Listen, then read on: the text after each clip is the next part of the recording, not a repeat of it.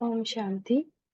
तो कल हमने सुना कि छोटे छोटे बच्चों को कैसे शिक्षा दी जाती थी, कि उनको सिखाया जाता था कि एक लेसन होता था आत्मा का। इस प्रकार के और भी पाठ बने होते थे। तो उनको साढ़े 10 बजे आधी छुट्टी होती थी, 10:30 में। फिर उन्हें फल आदि दिया जाता था। फिर 11 बजे से 1 बजे तक क्लास होता था। इसके पश्चात वे भोजन करके कुछ देर विश्राम करते थे। फिर 3 बजे से लेकर फिर उनको आध्यात्मिक ज्ञान के विषयों पर सरल सरल संवाद, गीत आदि सिखाए जाते थे। फिर शाम में 5 बजे वे दूध पीते थे और 6 बजे घूमने जाते थे। 7:30 रात्रि में वे आकर लौट कर आते थे और भोजन करते थे, और रात्रि 9:30 बजे उन्हें शिष्टाचार तथा अच्छे गुणों संबंधी कुछ शिक्षा दी जाती थी। उन्हें खान पान की शुद्धि, जीवन में सादगी तथा अन्य अन्य उच्च धारणाओं के बारे में भी सरल एवं प्रेरणादायक रीति से शिक्षा दी जाती थी। प्रतिदिन अंतिम पीरियड में लगभग 1 बजे बाद दोपहर सभी बच्चों को शांत समाधि में बिठाया जाता था। तब एक शिक्षिका ओम की धुन भी करती थी, और बच्चे भी उसके साथ ही धीमे स्वर में ओम की धुन गाते थे। उस समय बहुत से बच्चे ध्यानावस्था में चले जाते थे और कई बच्चे दिव्य रास करने लग जाते थे। वह दृश्य देखने जैसा होता था। छोटे छोटे बच्चे दिव्य दृष्टि द्वारा वैकुंठ के अनेक ऐसे ऐसे साक्षात्कार करते, और वहां से राजकुमारों की वेशभूषा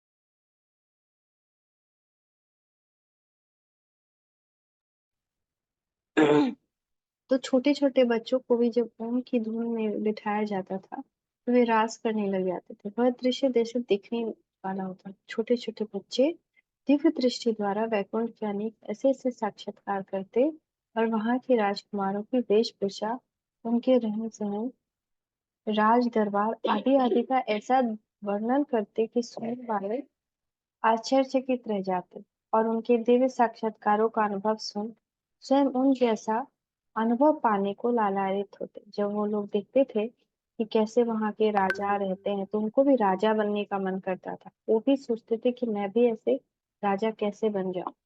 सुनो,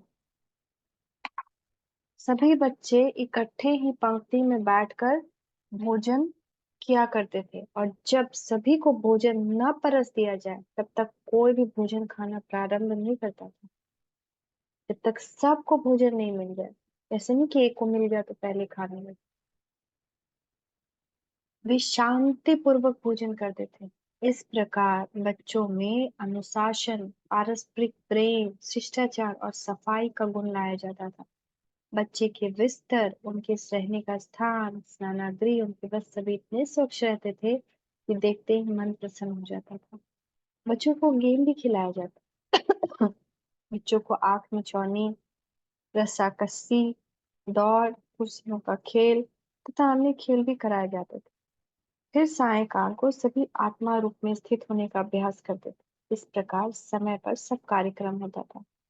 अंत में रात्रि को सोने समय एक ग्रामोफोन रिकॉर्ड बजता था, जिसका गीत इस प्रकार था: सो जा राजकुमारी सो जा।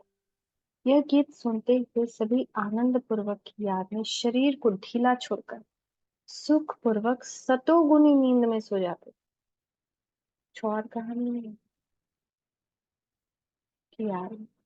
फिर प्रातः 4:15 बजे, 4:15, जागो मोहन प्यारी जागो का रिकॉर्ड बजता था, और सब उठ जाते। 5 साल का बच्चा भी। जिया। शिक्षा अधिकारियों द्वारा ओम निवास का निरीक्षण। थोड़े समय में काफी लोगों का यह मालूम हो गया कि ओम मंडली के प्रबंध से बच्चों के लिए ऐसा बोर्डिंग खुला। कई शिक्षा संस्थाओं के संचालक अथवा प्रधान अध्यापक अथवा शिक्षा क्षेत्र में कार्य करने वाले नामवर व्यक्ति कई बार अचानक ही इस बोर्डिंग को देखने आ जाते। उनका विचार रहता कि सूचना दिए बिना अनायास ही जाकर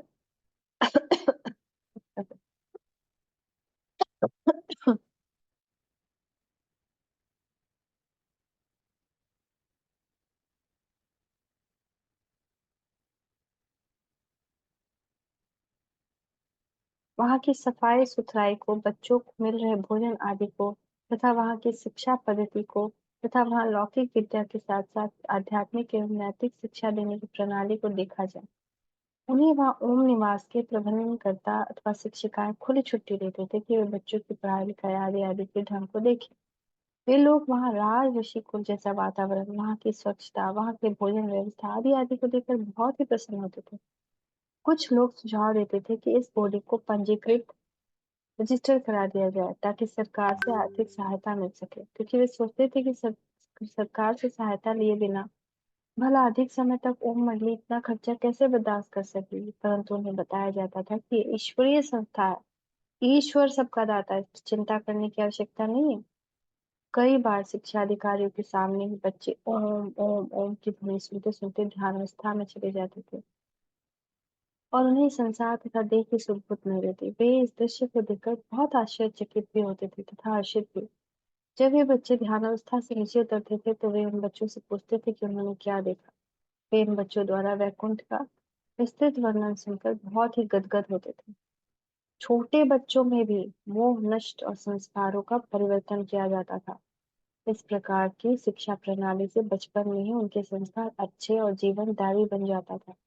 बहुत से बच्चों के कई लौकिक संबंधी माता पिता आदि भी उसी भवन में रहते थे, परंतु चूंकि बच्चों की दिनचर्या और रहने की व्यवस्था ही ऐसी थी कि उन्हें छुट्टी नहीं मिलती थी, अवकाश ही नहीं मिलता था, इसलिए अब उनका मन माता पिता या संबंधियों संपर्क में नहीं रहा। इसके फलस्वरूप उनका अपने माता पिता आदि के साथ लगाव या लोभ न रहा, मोह न रहा। अतः लौकिक विद्या प्राप्त करने के साथ साथ उन्हें एक लाभ भी यह भी हो गया कि देह संबंध के भान से न्यारे होने के विषय में वे सफलता प्राप्त कर रहे थे। यूं तो बच्चों में चंचलता होती थी और रूठने, अधिक बोलने आदि आदि का स्वभाव भी होता था, परंतु उसके संस्कारों को बदलने के लिए बाबा ने ज्ञान युक्त रीति ही बताते थे। इस विषय में ब्रह्मा कुमारी चंद्रमणि ने कहा, बच्चों, बच्चे अपने पुराने संस्कारों का चंचल तो होते हैं, उनकी चंचलता को जब हम ठीक नहीं कर सकते तो हम बाबा से कहते थे, बाबा ये बहुत तंग करते हैं, क्या करना चाहिए, इन्हें कैसे सुधारा जाए। बाबा कहते थे, इन्हें कभी भी मारना पीटना नहीं, इन्हें पीटना गोया हिंसा करना है। बच्चे जिस प्रकार की भूल करते हैं, आप उन्हें भूल से होने वाली हानि का उन्हें ज्ञान दो। जो बुराइयां उनमें है उसे छोड़ने से क्या लाभ होगा, यह बात उन्हें भली भांति समझाओ। यदि उनकी कोई उचित मांग है तो उसे पूरा करो। आप उनके मन को प्यार ज्ञान द्वारा जीत लो, फिर वे आपके इशारे पर ही चलेंगे। उन्हें यह भी समझाओ कि ये काम करने से मनुष्य का पाप बनता है, जिसका फल मनुष्य को यहाँ यह धर्मराजपुरी में दंड के रूप में भोगना पड़ता है। इस प्रकार उनकी आदतों को सुधारो, उन्हें मारो मत। बाबा कहते थे कि इन बच्चों ने घर छोड़ा और यहाँ हॉस्टल में इनका वास निवास है, तो यह इनका एक प्रकार का त्याग है। इनकी बुद्धि तथा कर्म इंद्रियों का पूरा विकास नहीं हुआ है। ये बड़े बहु मनुष्य से बहुत सी बातों में अच्छे भी होते हैं। आप इन्हें आत्मिक दृष्टि से देखकर इन्हें समझाएंगी तो इन पर शीघ्र प्रभाव पड़ेगा। फिर भी यदि ये अधिक चंचलता करते हैं तो इनकी जो सबसे प्यारी चीज हो आप वो बंद कर दो, तो वो सुधर जाएंगे। इसी प्रकार चंचलता करने वाले बच्चे को जिस बच्चे से अधिक प्यार होता था, उससे उसको बात करने से मना कर दिया जाता था। उससे कहा जाता था, जब तक तुम सुधरते नहीं हो तब तक इस बच्चे से तुम्हें बात करना मना है। इस प्रतिबंध से तंग आकर वो बच्चा शीघ्र ही सही रास्ते पे आ जाता था। इसके अतिरिक्त बाबा ने एक और युक्ति यह भी बताई कि जो बच्चा उद्दंड है, बहुत ज्यादा उल्टा जवाब देता है, अधिक चंचलता करता है, उसको क्लास में अलग कोना में बिठा दो, उससे बात मत करो। हम ऐसा ही करते थे, उसकी पढ़ाई पर तो ध्यान देते थे परंतु उसको अलग बिठा देते थे, इससे भी वे सुधर जाते थे। ऐसे बाबा प्रेम से युक्ति युक्त होकर हर बच्चों को ज्ञान शिक्षा से सुधारते थे। ओम शांति, ओम शांति, ओम शांति।